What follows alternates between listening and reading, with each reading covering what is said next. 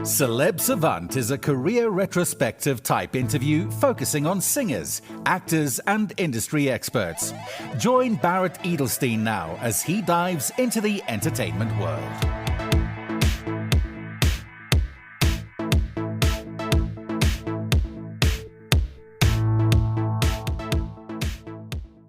Toronto-born Amy Skye is an award-winning singer-songwriter with 12 CDs to her credit. Her 13th CD was released in 2022 as a duet project with her husband Mark Jordan. In 2016 saw the release of two new CDs, Twilight Rose, a collection of original Hebrew spiritual world music, and Live On, a collaboration with Olivia Newton-John and Beth Nielsen Chapman of songs to support those seeking healing from loss. A prolific and multi-talented artist, Amy has written for herself and for dozens of other international recording stars, such as Anne Murray, Reba McEntire, Diana Ross, Hart, Cliff Richard, and Aaron Neville. Amy also produces albums for herself and others. Amongst her production work are 5 projects for Olivia Newton-John, including the critically lauded Grace and Gratitude, the award-winning La Voice for Mark Masri, and several children's albums for Fisher-Price. Amy is currently focusing on writing the book, music and lyrics for a new musical based on an original story she created. It is called Beyond the Musical, along with co-writers Steve McKinnon and Annabelle Fitzsimmons. Prior to Beyond, her first major theatrical writing credit was co-lyricist and music writer on Fly High, a show that was optioned and developed by Broadway producers Junkyard Dog. Winner of 3 SOCAN Awards and an American Songwriting Award, Amy has also been nominated for 4 Juno Awards, Best New Artist, twice for Best Songwriter, and Best Adult Contemporary Album for her latest release with her husband Mark Jordan. Amy has also been recognized for her work as a mental health advocate and is an award-winning entrepreneur. Up next on Celeb Savant, we've got Amy Skye. Where do we find you in the world and how are you doing? I'm doing great, thank you. I'm in Toronto, Canada right now. I've been to Toronto. A friend of mine, when I was coming to visit, she said the only times of year I'm allowed to come are June, July, August, because the rest of the year's weather's horrible. I wouldn't say it's horrible right now, but if you like warm weather, it's not the place to be. Lovely. So, Amy, let's rewind to the very beginning. At what age did you think, cool, whether it was a child or teenager, I want to be in the music world industry, and how did that journey progress to where we are today? I know it's in multiple years, so the hybrid Amy story. Well, it's always been music for me. When I was young, I was a classical musician. I was a cellist, and I just wanted to be making music. And it wasn't until I was a teenager that the idea of doing pop music was on the horizon, and I was still kind of split. I went to university, have a degree in classical theory and composition, but during the day I was studying that, and the night I was in a rock band and writing songs. And by the time I got out of university, I definitely knew I wanted to be a singer-songwriter. And I got a gig singing backup vocals with a very famous American rockabilly artist named Rompin' Ronnie Hawkins, who was based out of Toronto. And we toured in the Southern United States, and I got discovered in Nashville and signed to a publishing deal at the age of 23. And that's really what, kickstarted my career into the pop music world. And that's what I've been doing ever since, both writing songs for other people and for myself. I always wanted to be the artist making records, but I always also wanted to have other people record my songs. When you were catapulted after you signed your deal, did you realize or have an intention of, cool, I want to be famous? Or was it just like, okay, let's just see how things go? I think I remember being 15 and talking to a friend and realizing that I just sort of knew I was going to be in the public eye. And I always wanted to perform, but I'll tell you what was the biggest influence on me. When I was 11, I got a copy of Carole King's Tapestry and James Taylor's Sweet Baby James. And I saw that Carole King had her own record and James Taylor was doing one of Carole King's songs. And I was like, oh, you can do both. Okay. Always wanted to write. I think the writing was always more interesting to me than the performing. So I just wanted to I just wanted to write songs, and I wanted to have the chance to sing them, but I was always just as thrilled to have other people sing them. So it was just about getting my songs out there. You mentioned that you write songs for yourself and for other artists. So when you're creating these songs, is it always as a singular person, or do you collaborate with others? I do both. Okay. I, you know, I had the great honor of being signed to what's called a staff writer deal from 23 to 36. I had publishing deals all around the world where I was required to turn in 20 songs a year that could be exploited either by myself or other people. Okay. And sometimes I'd write by myself for myself. A lot of times I'd write with other writers because it's a great way to just, collaboration is a wonderful process in writing. But often I would also write with the artists themselves. I'd be called in and they might have an idea they wanted to start, or they didn't have any idea and they just wanted someone to help them, get their vision for the record out there. So I've done every single combination possible. Now, when you're writing, I'm sure it'll be slightly different for you when it's by yourself compared to with others. What is the motivation? What inspires it? Is it easy every time? Let's unpack your creative brain. Ideas can come from a lot of different places. For me, what gets my brain going is when I get a title. I get a title for a song. That's where I start from. I was actually taught that. My first publishing deal was in Nashville. Okay. And when the title is right for me, I know the whole story. And Okay. I generally start with lyrics away from an instrument. In many, many cases, I'm out for a walk. That seems to be where I get my ideas. I go out for a walk and my brain is kind of, skittering all around. And then about 20 minutes into the walk, ideas start coming. I always have something to record on. These days, of course, iPhones are easy. Yes. The old days, it used to be a cassette recorder. And then phrases come to me in kind of in a rhythm and almost like poetic meter, and all based around the idea of the title. And if you look at the titles of my songs from all of the different records that I've done, you have a pretty good idea from the title what the song's going to be about. Okay. There's never generally a title that's like you and me, it's like it's If My Heart Had Wings, or Yes. Love, Pain, and the Whole Damn Thing. It's there's a story, and I also learned that in Nashville.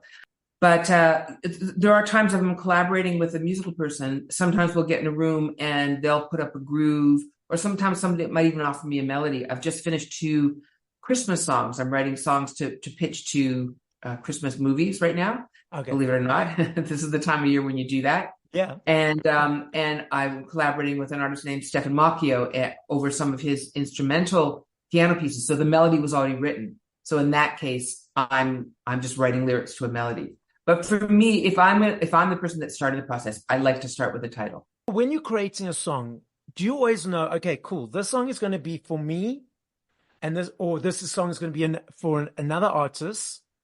Do you attack them in that idea, or sometimes it overlaps? You think a song is going to be for you, and then it actually ends up being for someone else? I'd say most of the time I write as if I was going to record it. Okay. Because how I know if a song's going to touch people is if it moves me, if it connects, if it gives me goosebumps. So I'm telling a story or a narrative that is something I'm trying to work out in life or consider, because then it's got an emotional core.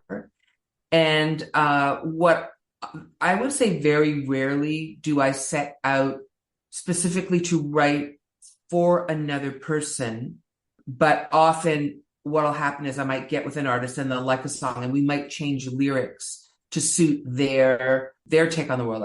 Something that comes to mind is when I wrote with the band Heart.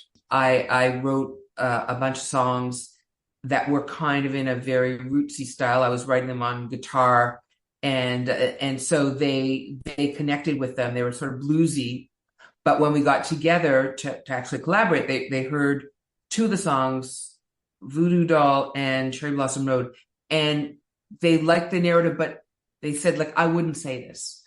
I wouldn't say it like that. I would say it like this. And so we tailored the lyrics to suit their persona.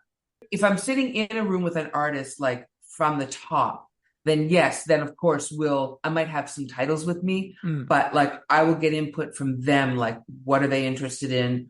What kinds of things do they like talking about? What wouldn't they talk about?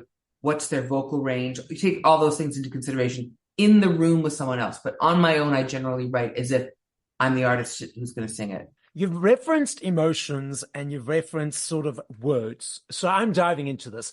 I'm not sure if you're aware of NLP, neuro-linguistic programming. So that's the way people process information. There are three different types: visual, auditory, kinesthetic. We each have a dominant one, a secondary and tertiary one. Visual people create pictures. Auditory people, it's around the words, sentences, and paragraphs. And kinesthetic people, it's around the body language, emotion, tone of voice, and so forth.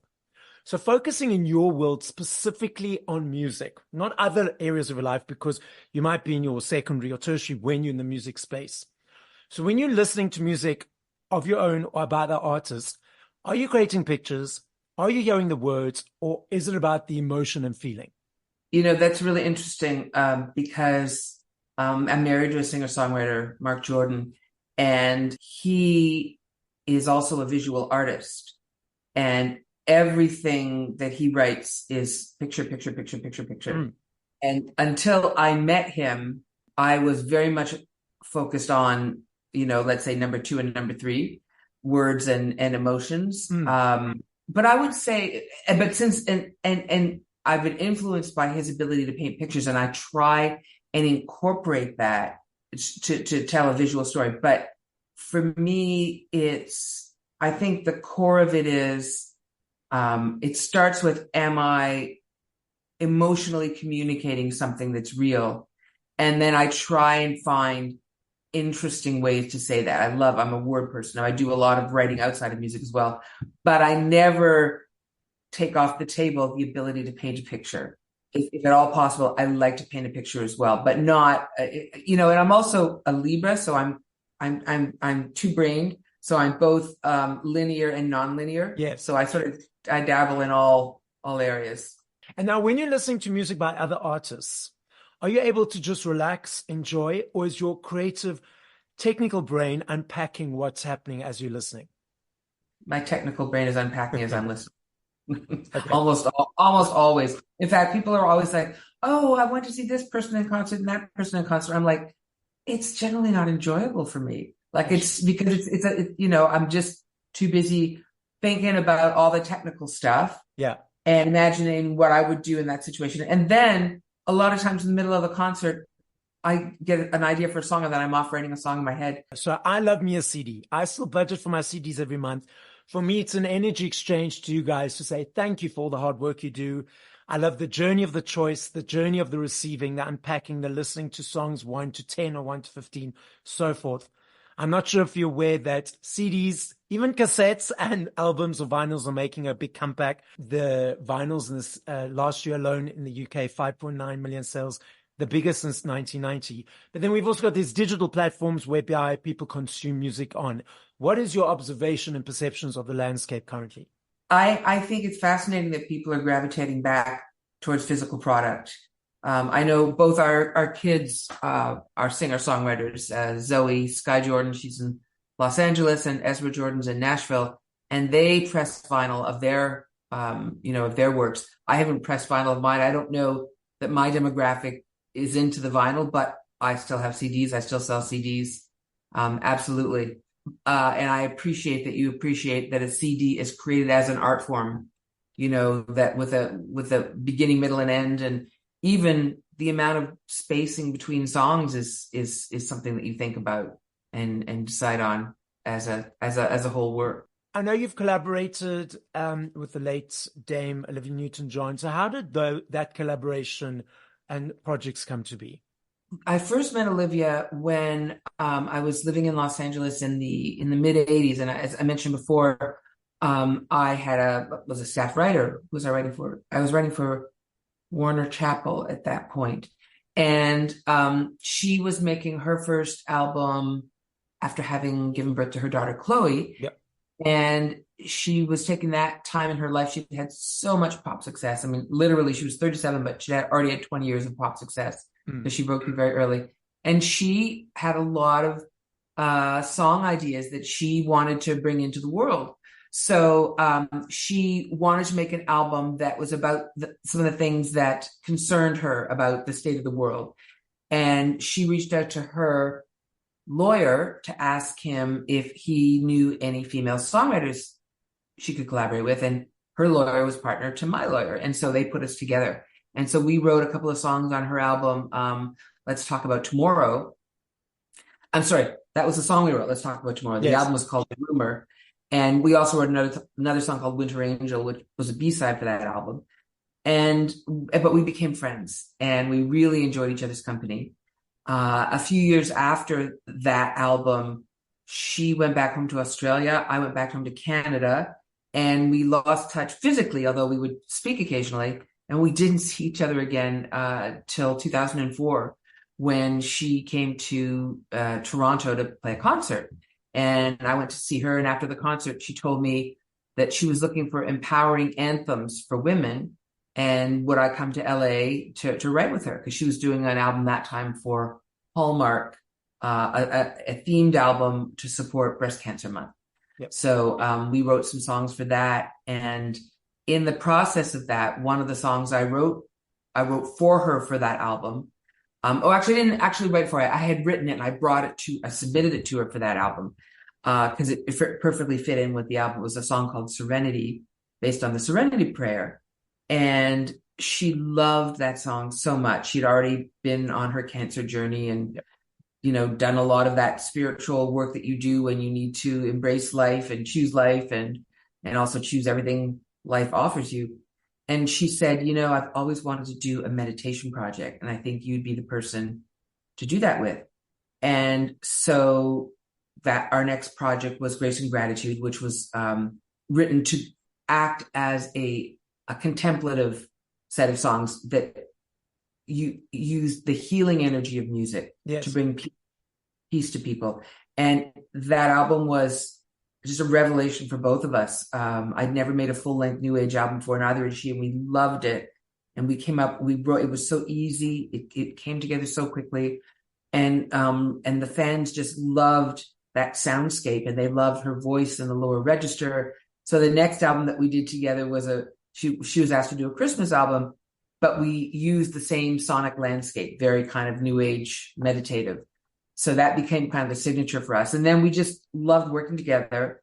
And also at that point in my career, I had young kids and I didn't want to travel as much, have the ego energy of focusing on myself. So I really wanted to get back into songwriting for others and producing.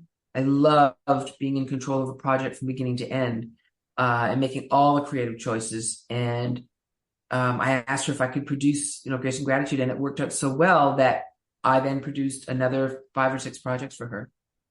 And I must say, Grace and Gratitude is one of my favorite CDs. I've got the original, and I think there was a deluxe or another version. And I just want to say, it has had so much healing for me in myself and my process. So I just want to say thank you for that project, because it's absolutely brilliant and beautiful. Oh, well, thank you for appreciating it. And well, one of the intentions of that project was we wanted to pay homage to all of the great wisdom traditions in the world. Yes. And so we consciously chose some Christian words, some Hebrew words, some Tibetan Buddhism and Japanese Buddhism.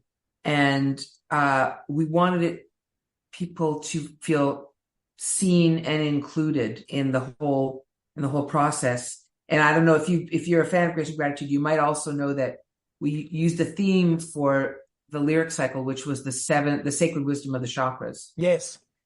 So each Yeah. song based on one of the sacred truths of the chakras. So that if you know anything about chakras, they start at the base of your energy systems that start at the base of your spine and go all the way through the top of your head. So we wanted it to be a whole body, whole soul healing experience, and are so gratified that that's what people felt from it. I'm curious how did you discover Grace of Gratitude? I was on Amazon and I was looking at the time, new releases by Olivia. And I saw it and I ordered it from Amazon and I played it. And I was actually, I'm not sure if you know Brandon Bay's The Journey. So I was actually doing my accreditation with Brandon Bay's in fact, yes, in 2000, a couple of years later, 2005. And I did that. And then I also did my Reiki Master course after that. So it just was in the perfect space and the perfect time that those two, the music and the energy and the experiences all combined. Yeah, absolutely. That was definitely the space we're in. And to be honest, I mean, I don't mind sharing a little even more backstory of how that project came about. Olivia's, had a longtime partner, Patrick, who had that very unfortunate accident. He just disappeared off a fishing boat. Yes. And when we were working on the Stronger Than Before album, which I think was 2004, I get the dates mixed up, but I think it's 2004. Patrick was still alive, and he was also the one who loved the song Serenity, and he was encouraging Olivia to do more of spiritual kind of music, more high vibration music. We had talked about doing that while Patrick was still alive, and then he disappeared, and Olivia, of course, went into her grieving journey, and she was I think there's nothing worse than grieving someone that you don't know what happened to them. It was very, very traumatic. And so she was writing me, we would write and she would talk and she would send little things, little snippets of poetry and prose and stuff that was coming up. And finally around October, and he disappeared in July of that year, October and November, I said to her, why don't we just get together and let's just write? You wanted to do a meditation project. Let's write a healing project for you. Let's take all of the stuff that you're feeling and thinking and see what comes out. And there's nothing like music to help you process what you're going through. And as it turns out, we didn't end up putting much of her sorrow into that project, but rather more it was about the intention of healing. And when we decided on the chakra cycle, the songs kind of presented themselves, and really the cornerstone of the record is Grace and Gratitude, because really gratitude was Olivia's religion, and that's how she got through breast cancer. That's how she got through all of the traumatic events in her life. I've been doing the podcast now for over nearly 2 years, and I was in conversation, I'm sure you know Michael Caprio, the publicist, and I was in conversation with him to interview her for the podcast, and then I was very, as we know, very sadly passed. So I actually did a tribute to Olivia with Michael as my guest, interviewing him. So that's when I remember looking at the album and speaking to him, and he reminded me of you. And I was like, I want to interview Amy as well for the podcast. So Amy, let's go back to you and your journey. What's up next in your world? What's coming up in the foreseeable future? Coming up, I'm starting a tour with my husband, Mark, and we put out a duet album a couple of years ago. And things in Canada got really, really slowed down from COVID in terms of the venues being available for touring. So now it's 2 years after the record's out and we're finally able to get out there and do the duet album live. So that's going to be really fun. But what's even more fun for us is our son, Ezra Jordan, is joining us on the tour for the first time ever. We've done so little work with our kids over the years because, we wanted to be parents and let them do their thing. But the time is right for Ezra. He's going to be in the band accompanying us on our songs, and then he's going to do his own solo set and sing backups with us. And the sound of three family voices together is just, it's a great sound. There's been lots of family bands and it's a special sound. And that's what's happening with performing. In terms of writing, the last project that I did with Olivia was the Live On album with Olivia and Beth Nielsen Chapman. Yes. And those were all songs that the three of us wrote to process loss and how you can transform, your grief into a healing journey. So we didn't know, of course, when we started that project, writing it in 2014, that we would lose Olivia in 2022. She was not sick at all at that time. But the last day of our tour in 2018, she divulged to us that she'd been re-diagnosed with cancer. And it became clear that, she wasn't going to be able to perform again. And when we toured the Live On project, we toured in Europe, we toured in the States, we toured in Canada, and everywhere we toured, I was so taken aback with the energy that was created in the audience, because that show was the whole album top to bottom with a few little solo, songs in between. And we created this kind of sacred space for the audience to really share their own grieving journey, the transformation that's possible from a grieving journey. And so I wanted to take those songs and put them on the Broadway stage and write a Broadway show. And so I wrote a narrative that was inspired by the different topics in the songs. But soon after I wrote the story, it became obvious that the pre-written songs, they just weren't going to serve as a jukebox musical. So I told Olivia and Beth, at first I told them I'm going to try and do this. And then I said, you know what? This album's going to be the inspiration. I want to create the same feeling in the audience that we had when we were touring. But I've written completely new original music with my partner, Stephen McKinnon, who also wrote Love Is Letting Go of Fear with me for Olivia on Grace and Gratitude. And that's what I've been working on for the past 5 years. It's gone really quickly. We're very hopefully that this year we're going to get to present to theater owners and see if we can get a producing partner for the project. But that's where my focus is on now, the musical, and it's called Beyond. Oh, I love that. Oh, I'm so excited. I've actually got goosebumps as you've been talking. That sounds amazing. So now back to the tour. When does it start and how long is it on for? So it's just in Southern Ontario in Canada. Okay. It starts May 1st and goes to May 13th, and there's 10 cities. And it's the cities, the best thing to do is to go to my website, amysky.com. And we start in Kingston, and then, people that live in Southern Ontario will know the cities like Peterborough, Oshawa, Ancaster, Guelph, Milton, all those cities. And a lot of shows, 10 shows in 13 days. But it's going to be great. And we've got a 5-piece band with us. And Mark's going to do his, a few of the audience favorite, his hit songs. I'll do some of my hit songs. I'm going to be doing Grace and Gratitude in the show as well. And doing that one just with my son, which is going to be amazing. Yeah. And we're really excited about it. So, Amy, I love this game. I know if I had to ask you this question in 2 minutes, 10 years, 5 minutes, I know your answer will be different every time because there are millions of them. I recognize that and I understand that. I'm not saying favorite. I'm saying top of mind. If you had to push play to 5 songs by other artists once we finish this conversation, what would those 5 songs be and by whom? Oh my gosh. Other songs by other artists?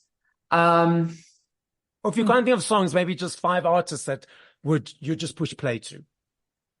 Bonnie Raitt is always one of my all-time favorites. I absolutely adore everything she does. And we covered 2 of her songs on the duet album.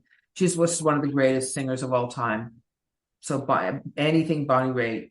I love a Canadian artist named Bon Iver, or some people might call him Bon Iver. His stuff is very cinematic. I just adore it. I love listening to instrumental piano music, and my friend Stefan Macchio just put out a new album called Myths, Legends, and Lavender, I think. And Stefan wrote Serenity with me for Olivia. We wrote Instrument of Peace for Olivia. We wrote Little Star of Bethlehem for Olivia. And he's the artist whose songs I took to write these Christmas songs recently. So always happy to listen to Stefan Macchio. And then, to be honest, I got to call out my kids, Ezra Jordan and Zoe Sky Jordan. I love their work. Zoe is very much like Mark in that she writes in word pictures, and her ideas to me are just staggeringly fresh, raw, real. She says the things that people are afraid to say in very, very brave ways. And her new album, selfish is just a revelation. So smart about what it's like to be a 30-something young woman juggling career and family. And my son Ezra has an incredibly soulful voice. He's got one of those voices that they say he opens his mouth and God speaks. It's a very moving, beautiful, authentic, completely unaffected voice. But it's technically an incredible instrument. So those would be my top 5. Lovely. I love it. So, Amy, the podcast is listened to throughout the world. As a final message, what would you like to say? I just want to thank everyone for supporting my more esoteric projects. I'm so gratified that people love the work I did with Olivia. I was in the fall doing a series of Instagram live concerts, and I'm going to return to them again. I love people to follow me on Instagram. I'm not so much on TikTok, but I do share a lot of my music on Instagram. And then when my show Beyond hopefully makes it to Broadway, come to New York and see it. Thank you for listening to this episode of Celeb Savant. Please follow Barrett on TikTok, Instagram, YouTube, and Facebook at Celeb Savant. That's CelebSavant.